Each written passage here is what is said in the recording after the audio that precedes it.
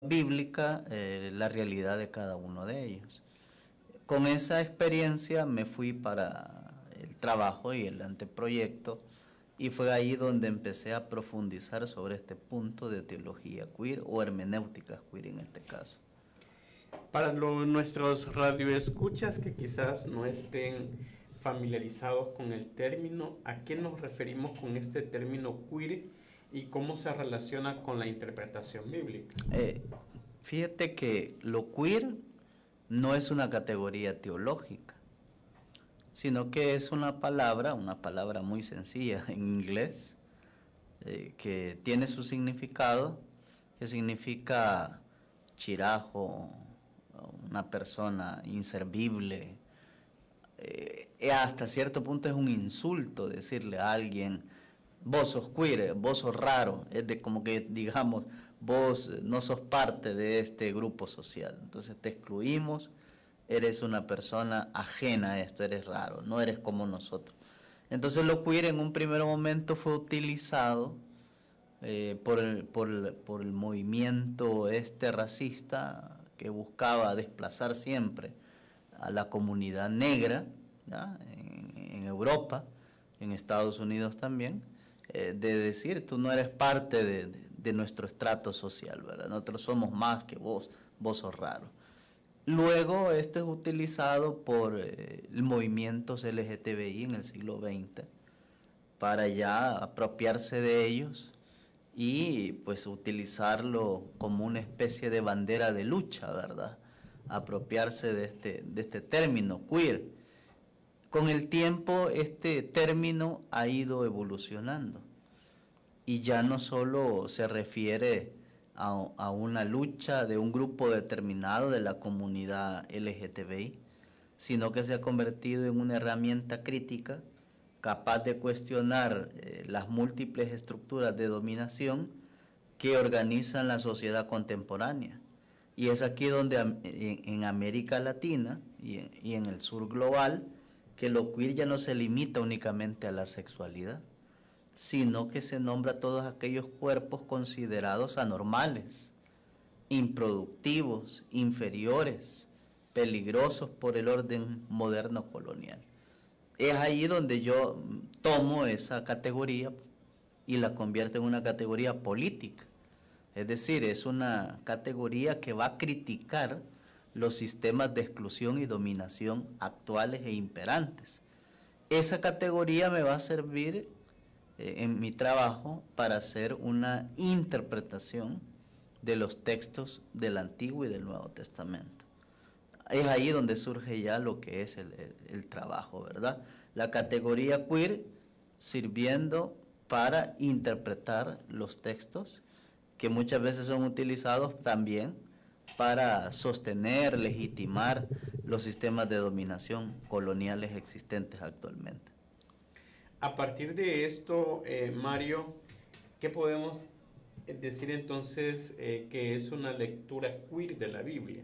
Una lectura queer de la Biblia es cuestionar aquellas interpretaciones que se han hecho a veces desde sistemas coloniales en las cuales se busca muchas veces legitimar esos procesos de mirar a las personas desde una perspectiva inferior, ¿verdad?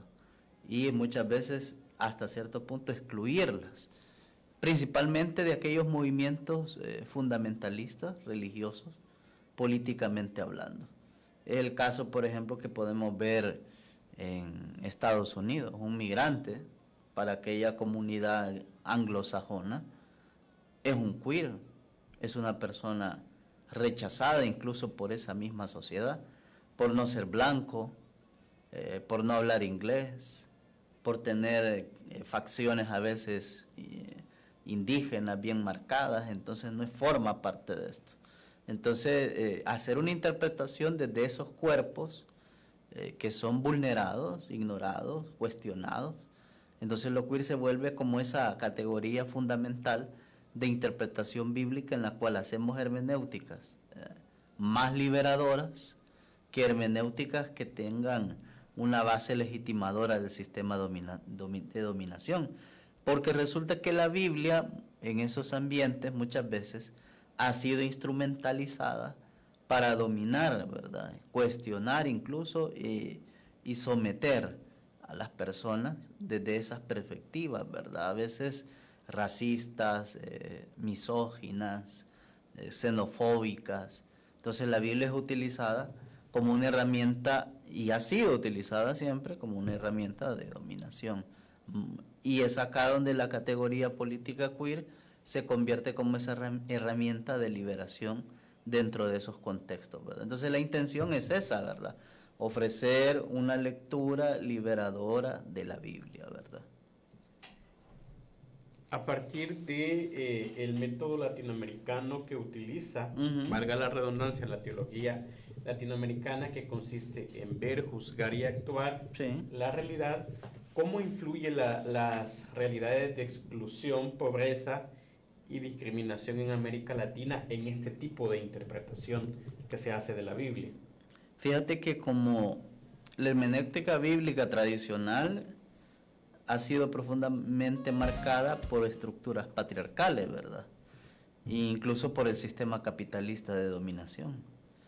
Y durante siglos, si lees la investigación, la interpretación estuvo controlada siempre por ese centro de poder, ¿verdad? Y ese centro de poder que siempre ha estado interpretándonos y diciéndonos qué dice la Biblia, está vinculada a hombres, vinculados al poder eclesial incluso, ¿verdad? Entonces, en consecuencia, los textos han sido siempre leídos desde categorías binarias y excluyentes, ¿verdad? Entonces la hermenéutica queer cuestiona precisamente esa forma neutral de interpretación, y es acá donde quizás entramos con una afirmación fundamental que utilicé en mi investigación, que es de Michel Foucault, un filósofo, en el cual dice que la sexualidad no es simplemente una realidad biológica, sino que ha sido una construcción política producida por discursos de poder. Y es ahí donde entonces yo empiezo a reflexionar y comprendo que la sexualidad no debe ser pensada como una especie de dato natural, ¿verdad? Sino que el poder intenta someter y hasta cierto punto construir de la sexualidad como un dispositivo histórico de dominación. Esto me lleva a mi investigación a hacerme las preguntas que se haría toda persona cuando está ante un texto bíblico, ¿verdad? Toda lectura está situada social y políticamente. Y esto lleva a la pregunta constante: ¿qué dice el texto? Y también ir más allá: ¿quién interpreta el texto? Por supuesto, ¿desde dónde y para quién? Desde los contextos de pobreza que vivimos en América Latina y en El Salvador específicamente, que se tiene ya lo que es el círculo hermenéutico de interpretación, que es lo que hizo la teología latinoamericana de la liberación, prácticamente la hermenéutica queer lo que hace es vincularse a ese movimiento de lectura popular de la Biblia y dar una mirada y una categoría más amplia a eso que hemos llamado categoría de pobreza, los pobres como centro y fundamento de la teología de la liberación. La categoría queer devuelve una amplitud total a esta categoría que muchas veces es utilizada de una forma más reductiva por algunos, que dirían, bueno, pero los pobres ahí no entran las mujeres, no entran los indígenas, no entran los migrantes, etcétera, ¿verdad? Entonces, desde la perspectiva queer, adquiere una dimensión profundamente política todo este contexto. Lo queer es aquello que el sistema, y esto es fundamental en mi tesis, considera desviado. ¿Y qué es lo que es desviado en este sistema? El cuerpo negro frente a la supremacía blanca. Y aquí entramos todos, ¿verdad? ¿Ya? El cuerpo indígena frente al ideal europeo, por ejemplo. El cuerpo pobre frente al capitalismo. El cuerpo discapacitado frente al paradigma de productividad de este sistema capitalista, ¿verdad? El cuerpo feminizado frente al patriarcado y el cuerpo sexualmente disidente frente a la heterosexualidad obligatoria. Entonces la experiencia queer consiste entonces a evitar la exclusión producida por el orden colonial moderno que tenemos ahorita, ¿verdad? Una frase que me ayudó mucho a pensar mucho las categorías queer es la que dice un filósofo conocido como Frank Fanon, y él dice lo siguiente: el negro no es un hombre, es un hombre negro. Y te quedas pensando un poco, ¿verdad? Con esta frase, lo que se va a buscar siempre es decir que el poder colonial impone identidades degradadas, ¿verdad? Nos impone categorías. De manera similar, la categoría queer va a evidenciar esa realidad, cómo ciertos cuerpos son reducidos a una diferencia inferiorizada. Es decir, un cuerpo negro en un contexto blanco de raza, digamos, anglosajona, dirían muchos, bueno, ¿y vos qué haces acá? No cabes en este sistema. Es lo que se está viviendo ahorita en América Latina con el presidente norteamericano Trump, ¿verdad? Que es bendecido por una serie de pastores que se están envolviéndole en su contexto, y pues el tipo de teología e interpretación bíblica que se hace desde esos sectores cristianos modernos contemporáneos es una visión de exclusión y de denigrar estos cuerpos que hoy he mencionado, ¿verdad? En esta intervención que usted ha hecho, Mario, ha utilizado una expresión que me gustaría que ahondáramos un poco más, y el hecho de que usted menciona de centros de poder que históricamente han estado encargados de la interpretación del texto bíblico. Sí, claro. A esto usted se refiere al hecho de las jerarquías que hay dentro de la Iglesia Católica y del cristianismo en general, porque un elemento que hay que tomar muy en cuenta a la hora de hablar este tipo de temáticas es de que la interpretación bíblica frente a la diversidad sexual ha sido uno de los temas más explotados y candentes, claro, a lo largo de la historia, ¿verdad? Entonces, cuando usted habla de centros de poder, ¿se refiere a figuras de autoridad o jerarquía dentro de la iglesia o el cristianismo en general? Nos referimos como centro de poder a aquel que ha siempre dominado y que siempre ha impuesto su visión de mundo, su interpretación en este caso, y que impone una cosmovisión, la suya, desde una perspectiva que muchas veces es intencionada. ¿Y cuál es la intencionada? Bueno, manipular, controlar y dominar. Ese centro de poder no necesariamente es a veces solo la iglesia, sino que es todo un tramo estructural que está en el centro, está en el poder, y desde ahí, como dice siempre Foucault, y que me gustó esa figura, es un panóptico, ¿verdad? Michel Foucault se evoca mucho al tema de las cárceles en su literatura de la cual investigué, y en el panóptico está el vigilante, ¿verdad? El que controla. Alrededor están todos los presos y desde ahí está mirando cómo los presos están ahí abajo, ¿verdad? Y nadie puede ver al panóptico porque está oculto, pero el panóptico sí puede verlos a todos.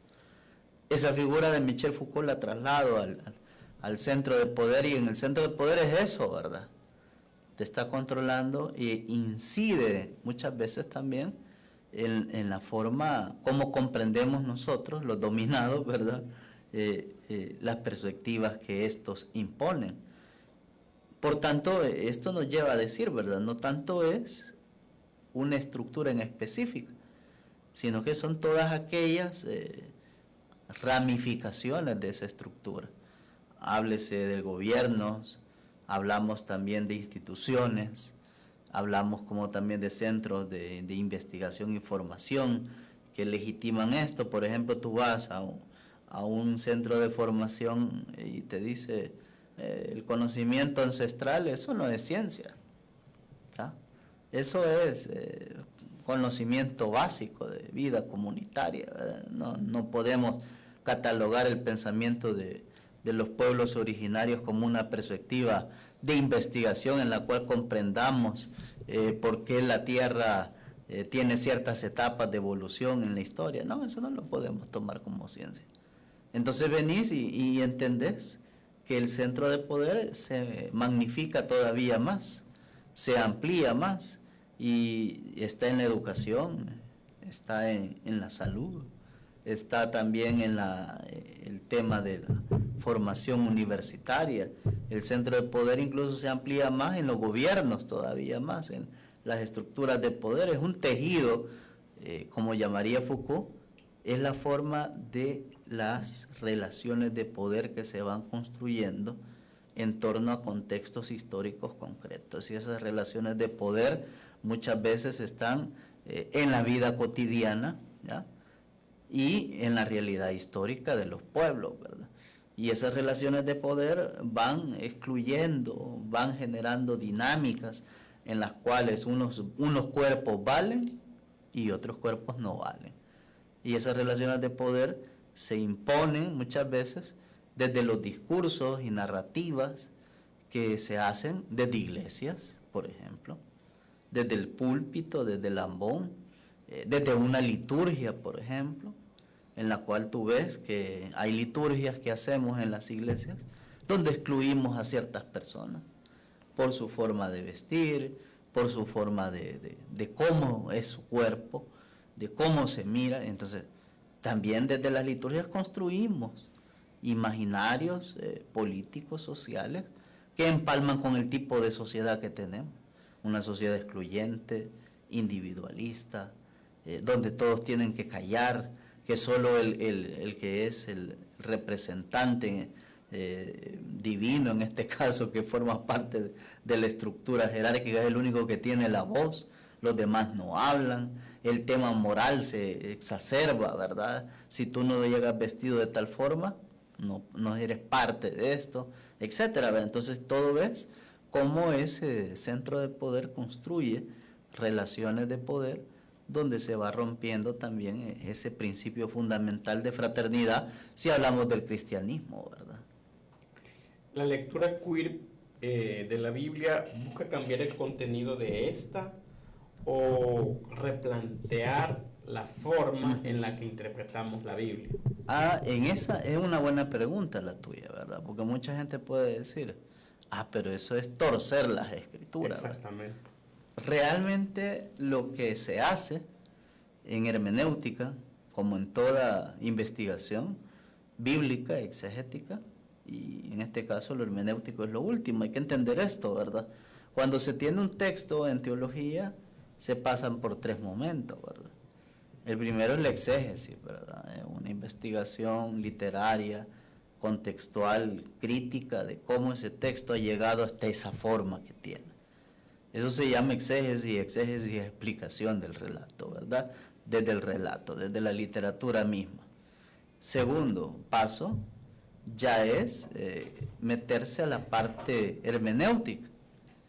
¿Qué dice ese texto? Ya no tanto para la sociedad del siglo I en la que vivió Jesús de Nazaret o contemporáneo a Jesús de Nazaret, sino qué dice ese texto para hoy, para nuestra realidad histórica concreta. Y es ahí donde se utiliza el método hermenéutico, en este caso el que utilicé es el método de lectura popular de la Biblia. Es decir, un círculo hermenéutico, partir de la vida para volver a la vida. Es decir, el círculo hermenéutico es partimos de la realidad concreta de una comunidad y luego de partir de ese contexto comunitario, llegas al texto con esas confrontaciones de vida, con esas realidades de vida, llegas al texto, lees el texto desde esa realidad histórica y luego pasas a un tercer punto que es la reinterpretación, la relectura de ese texto para esa comunidad que ha leído el texto. Y por último, pues concluís ese punto, ¿verdad? De que a qué nos invita el texto en nuestra vida cotidiana a realizar, ¿verdad? Que es la finalización de ese círculo hermenéutico, que es volver otra vez a la vida donde habíamos iniciado. Entonces no tanto consiste en añadir otro texto al texto, ¿verdad? Sino que es interpretar el texto desde este método que nos ha ofrecido la teología latinoamericana de la liberación. Y eso es lo que se ha hecho en esta tesis, ¿verdad? No se trata tanto de venir y decir, porque eso ha surgido en otros tiempos en la historia del cristianismo, que se ha querido colocar ya una interpretación al texto de lo que no dice el texto. Y esto no se trata de estirar los textos a donde yo quiero que lleguen, sino que más bien es venir y hacer una relectura, por eso es hermenéutica la tesis, ¿verdad? Y hermenéutica es interpretación a partir de, y en eso se precisó el tema, a partir de la realidad histórica de esta comunidad concreta, ¿verdad? Por eso el texto no es exégesis, porque entonces hubiese sido exégesis y hermenéutica de, y en este caso la exégesis lo que hizo fue apoyarme a sostener lo que dije después de realizar la interpretación, en este caso, del texto. Una de las cosas que aprendí durante mi formación teológica en la UCA y que también está expresada en las cartillas de educación pastoral que la UCA da en las escuelas de teología es un enunciado muy importante y bonito que dice que la Biblia es palabra de Dios y palabra del pueblo, ¿verdad? Sí, claro. Porque parte de un contexto religioso, social, económico, político y cultural, y también incluye, ¿verdad?, las maneras de entender, de interpretar el mundo en la época en la cual el texto bíblico fue escrito. En este sentido, Mario, ¿cómo influyen los contextos sociales, económicos, políticos y culturales a la hora de interpretar las escrituras o un texto bíblico? Por supuesto que lo que dices empalma con lo que acabo de decir, ¿verdad? Depende del contexto donde estemos ubicados, desde donde estemos, y eso es lo fundamental de la lectura popular de la Biblia, ¿verdad? Y que también utilizo en este trabajo, que depende mucho el lugar, y en teología tú lo sabes bien, el lugar teológico desde donde yo vengo y hablo de Dios, o de lo divino, o de la Biblia, o de iglesia, ¿verdad? En teología latinoamericana importa mucho desde dónde. Entonces es lo mismo, ¿verdad?, con esto de la Biblia. Depende mucho desde dónde yo venga y argumente qué dice la Biblia y para quién la estoy leyendo y para quién la estoy interpretando. Por supuesto que todos hacemos interpretaciones, ¿verdad?, según los criterios de interpretación. Todos hacemos siempre una interpretación. Y por supuesto esa interpretación es intencionada, siempre. Yo voy a decir algo de un texto con una intención, y esa intención puede ser para excluir, dominar, ¿no?, o generar ciertas propuestas que me lleven intencionadamente a, o puede ser una intención liberadora. El punto aquí es con qué intencionalidad yo me aproximo a los textos sagrados.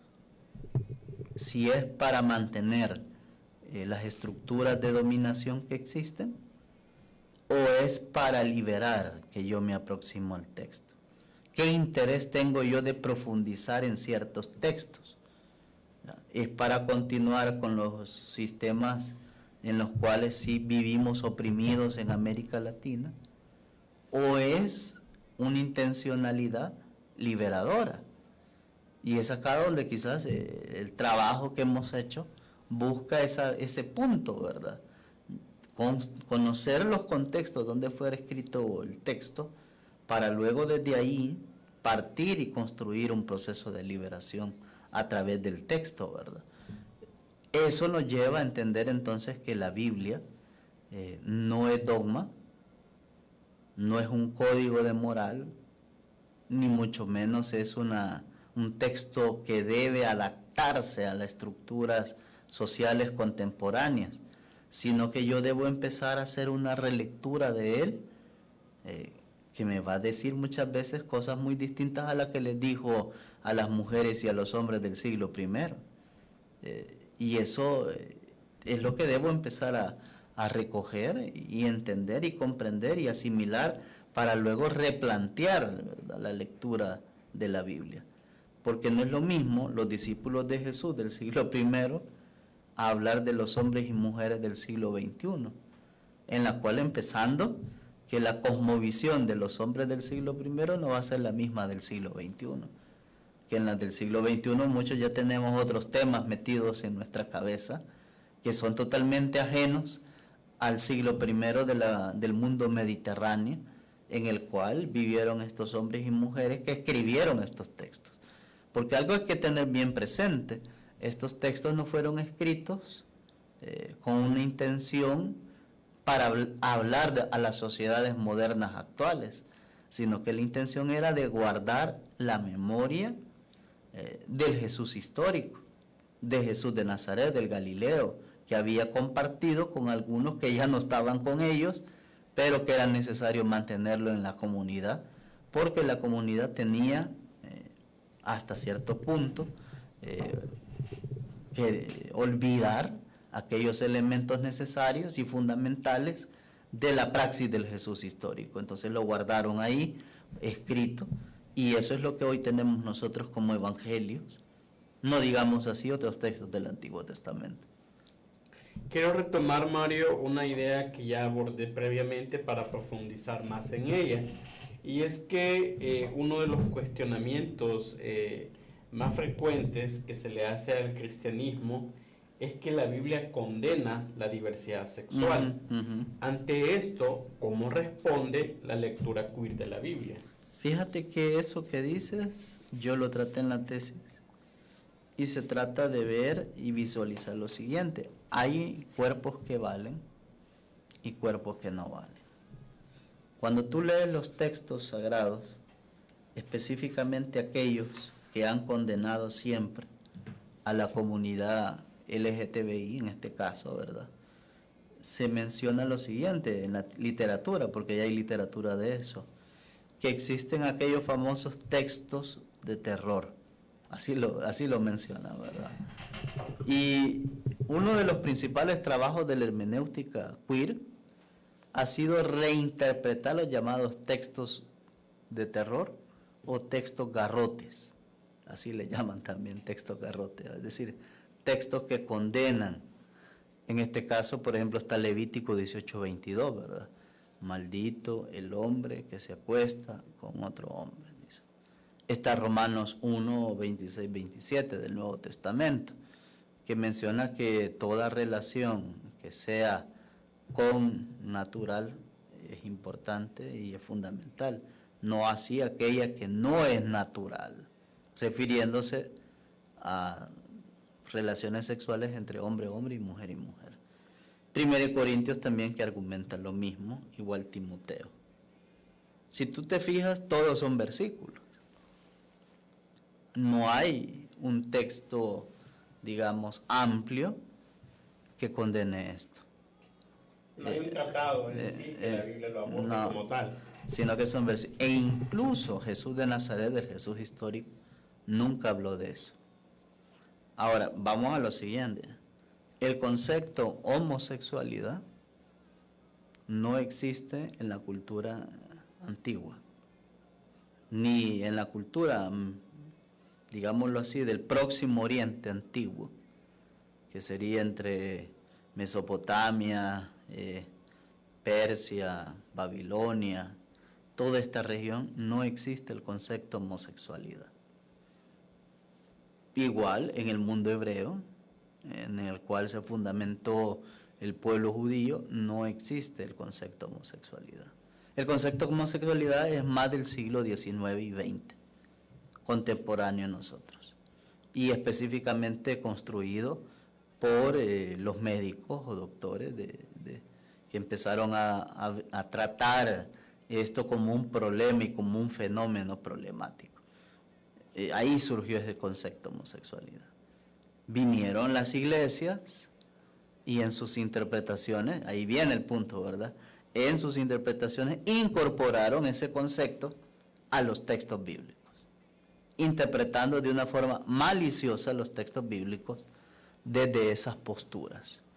Entonces, ya no se hablaba de decir maldito el hombre que se acuesta con un hombre, se hablaba ya y se entendía a pie de página que eso era la homosexualidad, incluso en las cartas de Pablo. Perdón que le interrumpa, Sí, sí. Mario. ¿Se puede decir entonces que hubo una interpretación maliciosa o a conveniencia de estos textos? Claro que sí. En el caso de legitimar el sistema heteropatriarcal construido dentro de una sociedad de supremacía blanca, ¿verdad? Si tú te fijas, el tipo de familia que se nos presenta es mamá, papá e hijos. Y si tú traes ese esquema que es construido en Europa, Norteamérica, América Latina, muchas veces disiente de todo eso, porque nosotros tenemos familias muchas veces recompuestas, reconfiguradas, y no le llamamos familia, ¿verdad? Este tipo de teoría les dice, no, esas no son familias. Pero tú ves a personas que se han creado con la abuela, con la tía, con el padrastro, con un amigo, ¿verdad? Entonces vos decís, estas no son familias. Claro que son familias.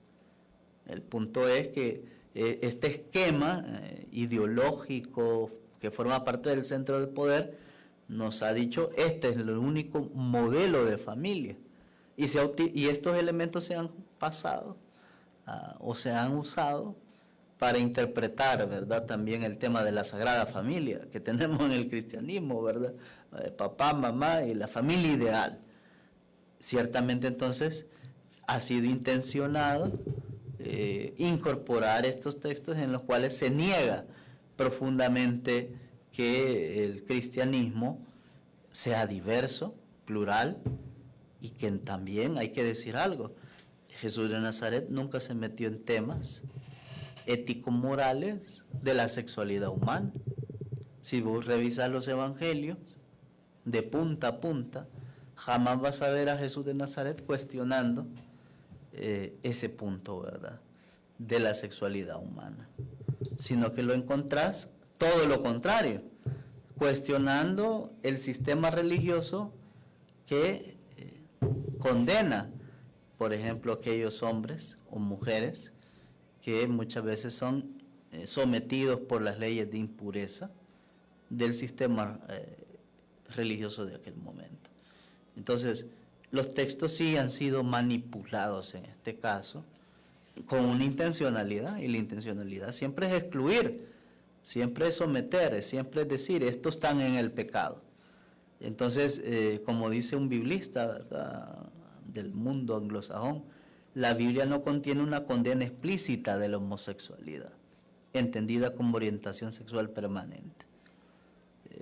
Por ejemplo, en 1 Corintios 6:9, que es uno de los textos garrotes, se menciona en griego el arsenokoitai. ¿Y eso qué es?, dice la gente. Bueno, es aquel hombre, diríamos, hombre incluso de peluche, un hombre blando, eso quiere decir. En ningún momento dice homosexual, dice hombre blando, un hombre flojo, diríamos. Y esto es lo que dice el texto, literalmente, no está diciendo hombre homosexual. Pero ¿qué ha hecho el cristianismo? Ha colocado una lista en la cual dice, no entrarán al reino de Dios ni esto, ni esto, ni esto, ni esto, que es el arsenokoitai. Pero el arsenokoitai no es un gay, como entenderíamos hoy. Estamos hablando de un concepto, un literario, que para nuestra cultura muchas veces no dice mucho, ¿verdad? En griego, acordémonos que las categorías griegas disienten mucho de lo que hoy tenemos como lenguaje en nuestro diario vivir, ¿verdad? Entonces también hay que estudiar esa parte para entender muchas veces lo que quiere decir los textos en este caso, ¿verdad? Mario, para ya ir finalizando nuestra conversación, como Este tema es parte, ¿verdad?, de un proceso de investigación de su tesis de maestría. Como usted mismo lo ha venido relatando a lo largo de la conversación, usted hizo una experiencia pastoral.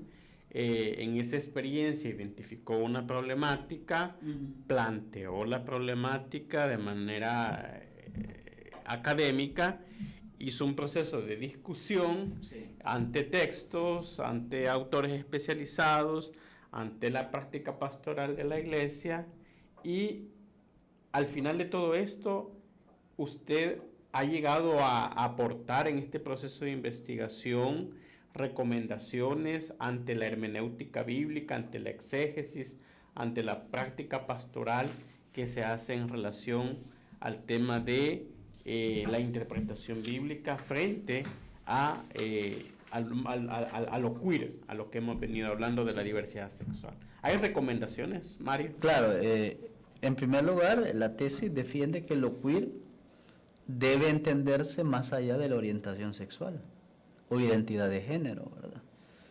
Es la propuesta la siguiente: una categoría ampliada de marginalidad que va a permitir leer la Biblia desde la experiencia de quienes han sido excluidos por sistemas de poder religioso, sociales, culturales y políticos.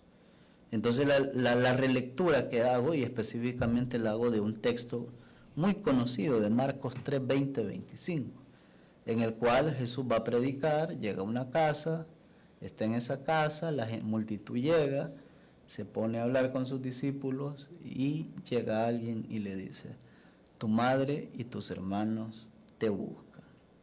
Antes de eso le han llegado a decir a Jesús que es un enfermo, un loco, un queer, un raro. Y el texto de Marcos menciona: su madre y sus hermanos lo buscan porque Jesús estaba fuera de sí. ¿Y qué significa eso? Bueno, y al investigar, ahí sirvió mucho el exégesis. Al investigar ese fuera de sí, te das cuenta que Jesús era visto por su misma familia como un loco y raro, ¿ya? Un enfermo mental. Por eso le buscaban. La mamá era la que tenía que cumplir con esa, digamos, mandato de buscarla para entregarlo a las autoridades, porque él se había salido, como decimos a los salvadoreños, del huacal. Y al buscarlo y castigarlo, entonces la familia de él iba a recibir el honor. Entonces, la propuesta que hago de lectura de Marcos 3, 20, 25 muestra que Jesús desafía las estructuras de control patriarcal, ¿ya? Y propone una comunidad alternativa, ¿verdad? Una comunidad fundada, porque al final el relato dice, ¿verdad? Si tú lees el relato al final, ¿quiénes son mi madre y mis hermanos? Sino todos aquellos que cumplen la voluntad de Dios. Esos son mi madre y mis hermanos. Entonces Jesús al final propone una alternativa, una comunidad en la cual se viva la dignidad, la inclusión y la liberación de las personas marginadas. Entonces, la hermenéutica queer se presenta así como una herramienta teológica, porque eso es lo fundamental, ¿verdad?, de la investigación, en darle a la comunidad una herramienta teológica para deconstruir interpretaciones opresivas y generar lecturas bíblicas liberadoras en nuestros contextos, ¿verdad? Segundo, hay un libro ya publicado que pueden meterse a la página de la maestría y descargarlo, ¿verdad?, que lleva el mismo nombre del título de trabajo que hemos hecho, ¿verdad?, que es Hermenéutica Queer desde América Latina. Entonces usted se mete a la página de la UCA, de la maestría, y ahí está el libro, digamos, publicado virtualmente, sin ningún costo, es gratuito, y puede seleccionar y profundizar un poco más en esto. Bueno, pues con estas palabras de Mario Luna damos por concluido el programa Un Paso a la Inclusión. Un saludo a usted que nos estuvo sintonizando a través del 92.1 de Bálsamo Radio TV, a través de el Facebook Live y a través de mi cuenta personal de TikTok. Mario, muchas gracias por haber Sí. hecho el esfuerzo de venir hasta Radio Bálsamo a compartirnos su proyecto de investigación. Un placer y gracias por tu invitación. Estaremos siempre a cualquier llamado que nos haga. Gracias, Mario, y un saludo a usted que nos estuvo sintonizando. Recuerde que si no nos pudo ver y escuchar en este día, la entrevista queda colgada ahí en redes sociales, pero también nos puede volver a escuchar a través de la frecuencia del 92.1 del FM el próximo miércoles, siempre a la misma hora, de 9 a 10 de la mañana. Un saludo para todos y todas. Feliz día.